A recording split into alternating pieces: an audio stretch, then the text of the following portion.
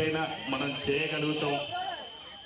మనకంటూ ఒక ఉనికి ఉండాలని అందరిలో మార్పు తీసుకొచ్చి ముందు నిలబడ్డ వ్యక్తి.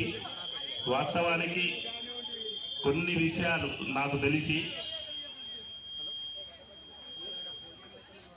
చరిత్రలో పాతకాలంలో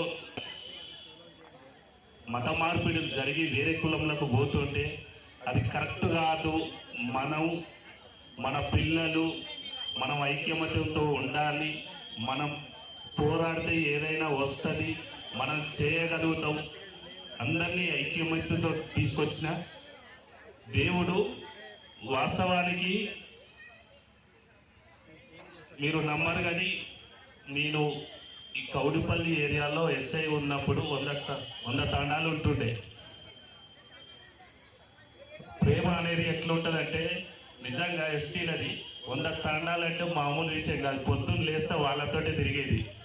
వాళ్ళ రొట్టెలు ఆ తీజు పండుగ చేస్తే మాత్రం సుడిగాలి పర్యటన లెక్క తిరుగుతుంటుంది. నేను చెప్పేది ఏంటంటే ఈ సేవల ఘనత అనేది మీతో కాకుండా మీ ఫ్యూచర్ భావితరాలకు కూడా తెలియజెప్పాలి. వాళ్ళ స్టోరీ తెలవాలి. మంచి ఉన్నత భావాలతోటి మీరందరూ మీ పిల్లలు కూడా మంచి పొజిషన్లో ఉండాలి.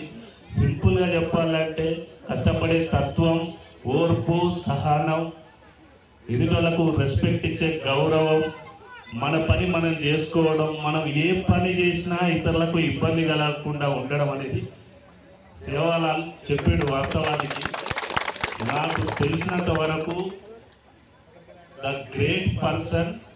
Thank you. ఈ ప్రోగ్రాంకు నన్ను ఇన్వైట్ చేసినందుకు అందరికీ ధన్యవాదాలు చెప్తున్నాను.